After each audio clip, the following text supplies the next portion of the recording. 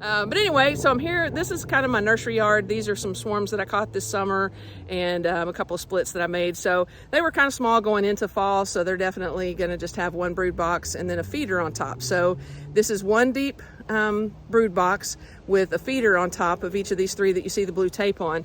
And the tricky part here in Georgia, the part of Georgia where I live, just north of Atlanta in Kennesaw, Georgia, is that it could be 80 degrees on Christmas Day, and we never know. But with this system that I use, you can kind of monitor how the hives are doing without opening them. They say to close them up on Halloween and don't open them again until Valentine's Day, so I kind of stick to that. Try not to crack the seals on them anytime after now, because it was 33 degrees yesterday morning, so we are already in the throes of fall for sure here. But yeah, so a lot of people have asked me kind of how I feed and what I do through the winter, so let me walk you through exactly what I do to winterize my bees. I've gone through 4 winters now, and I've never lost a colony in the winter. They have never had serious issues with moisture or anything with the way that I handle them. So it was about 10 degrees last year for probably a full week and didn't lose any of my colonies. Had 13 going into winter, came out with 13. So I felt pretty good about how it worked and how it went. So let me show you what I do.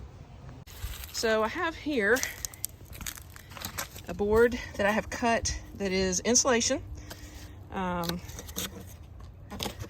So you can see what it is. It's just foam board from Home Depot or Lowe's.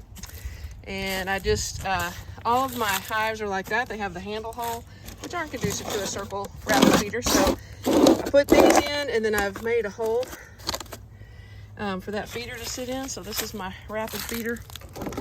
So this feeder will sit here. So you can see down inside are the bees.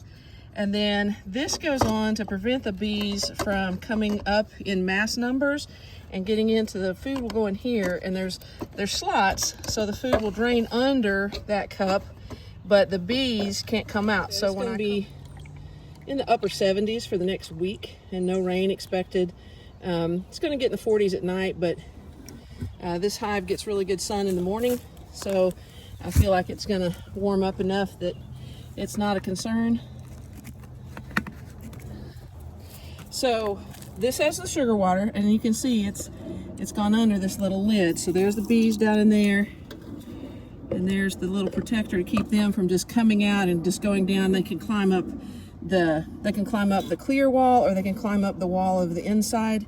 And then when they stop taking the sugar water, I will pull this out and I will fill this cavity with table sugar, just white, plain, good old sugar. And I'll put that lid back on. I'll leave the inside protection out, fill it full of sugar, put this lid back on so that when they come up out of that hole, they'll be able to crawl all over the sugar that's inside there. The warm air will be able to come up and hit this plastic, and then the moisture will drain to the front and drip down into the sugar. So it'll pull the sugar, it'll pull the moisture. It'll protect the bees from starving to death all winter. I feel like I'll put enough weight on them, they'll be okay, but I always like to just make sure in case, come January, February, they're like, hey, we're running low.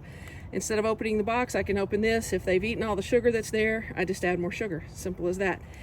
So as you can see, I've got the joint all sealed up. I've got the lid on here. So we'll slide that lid off. So inside, all sealed up, so no air can get in the sides here. It's all sealed up. Sealed up from the outside with painter's tape. It's got a good tight seal on it. So that prevents any air from going inside the top or the back. They can seal up the inside however much they want. And yeah, so that's how I winterize here in North Georgia.